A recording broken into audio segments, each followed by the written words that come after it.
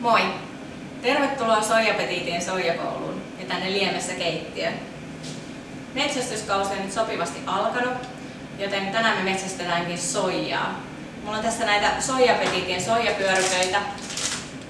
Tehdään näistä semmonen syksyinen soijapata. Lisäksi tässä on juureksia, eli porkkanaa, lanttua, rosamundaperunaa, valkosikulia.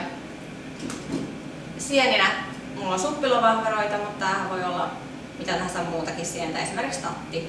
Se käy oikein hyvin. Sitten tuoretta rosmariinia ja tehdään liemi tummasta oluesta ja kasvisliemestä. Aloitetaan käsittelemällä näitä juureksia, eli nämä tarvitsisi kaikki kuoria ja pilkkoa. Sienet mä olin putsannut jo valmiiksi, näistä on otettu kuivat kannat pois ja roskat. Ja sitten soijapyörkät, ne keitetään runsaassa vedessä ja sitten puristellaan kuivaksi.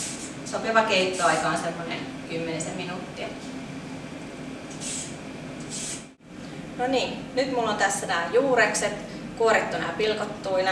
Itse asiassa mä jätin perunoihin kuoren. Mun mielestä se ei haittaa ollenkaan. Vähän rustiikkisempaa ja helppoa ja nopeampaa.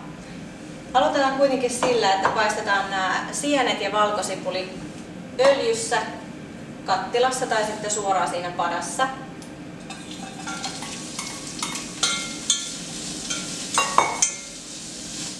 Lisätään nämä juurekset tänne sienien kanssa.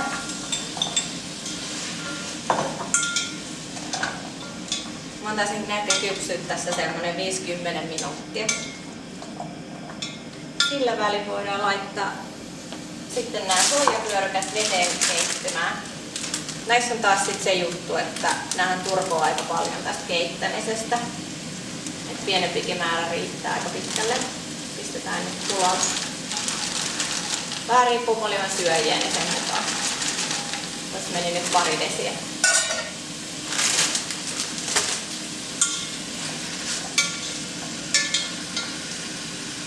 Ja rosmariinista voi vaikka laittaa ihan näin.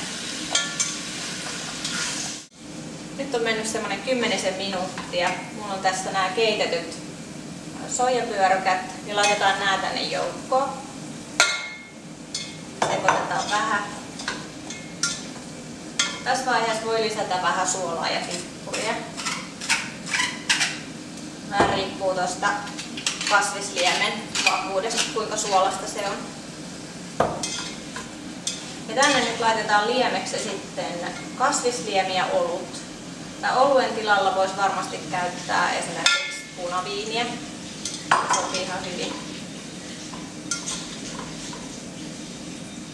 Liemi sinne, kuumennetaan. Ja sitten me laitetaan tää uuniin.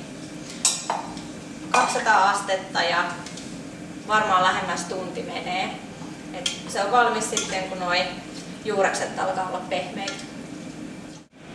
Soija on nyt metsästetty ja soijapata on valmista. Mä annoin sen olla ilman kantta hetken aikaa tuolla uunissa, niin saatiin vähän väriä ja paahteisuutta noihin soijapaloihin ja juureksiin. Nyt voidaan maistaa. Mä otan täältä näitä sieniä, juureksia ja vähän soijapalaa. Maistetaan.